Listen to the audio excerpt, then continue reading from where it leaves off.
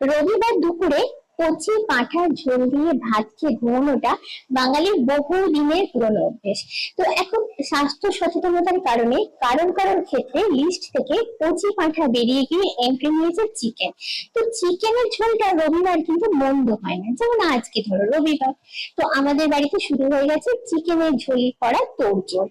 আর এই চিকেনটার আমি একটা স্পেশাল নাম দিয়েছি, সেটা হচ্ছে ব্যাচেলার চিকেন।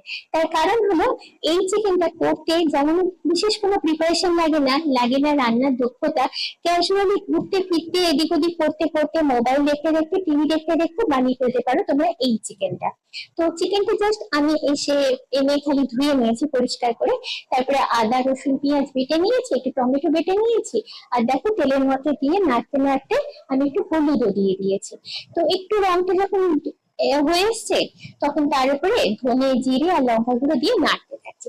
বিশাল কোনো এক্সপার্টিসের দরকার হয় না এই রান্নাটা করার জন্য।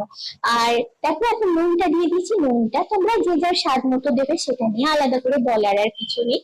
আর মশলাটা মোটামুটি দেখে যখন মনে হচ্ছে কষা কষা হয়ে গেছে, কালারটা ভালো এসছে, তখন তার মধ্যে দিয়ে দিচ্ছি দেখো চিকেন গুলো। আর হ্যাঁ, আরেকটা কথা বলা হয়নি, চিকেনের পিস গুলো ধুয়ে আমি একটু হলুদ মাখিয়ে রেখেছিলাম।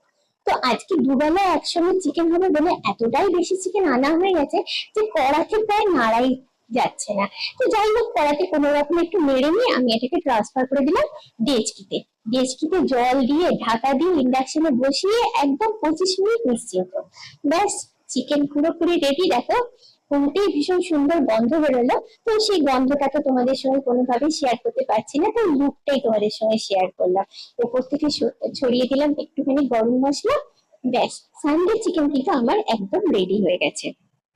দারুণ দেখতে এসছে, দেখো সাইড দিয়ে তেলগুলো ছেড়েছে। আর আজকে আমাদের লাঞ্চ মেনুতে ছিল ঝরঝরে সাদা ভাত।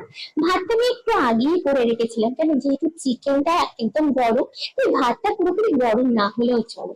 আর তার সঙ্গে ছিল অবশ্যই একটা গন্ধরাজ লেবু, কারণ লেবু দিয়ে মাংস খাবার মজাটাই আলাদা। এবার ভাতের উপরে দিয়ে দিচ্ছি সুন্দর করে তৈরি করা লাল লাল চিকেনের ঝোল। গ্রেভিটা দেখো জাস্ট দুর্দান্ত হয়েছে, দেখে ভীষণ টেম্পটিং লাগছে। তো এটাই ছিল আমাদের সানডে লাঞ্চ। এই দিয়ে ভাত খেয়ে খুব তৃপ্তি করে সানডেতে আমরা দুপুরবেলা ভালো করে একটা ভাত ঘুম দিয়েছিলাম।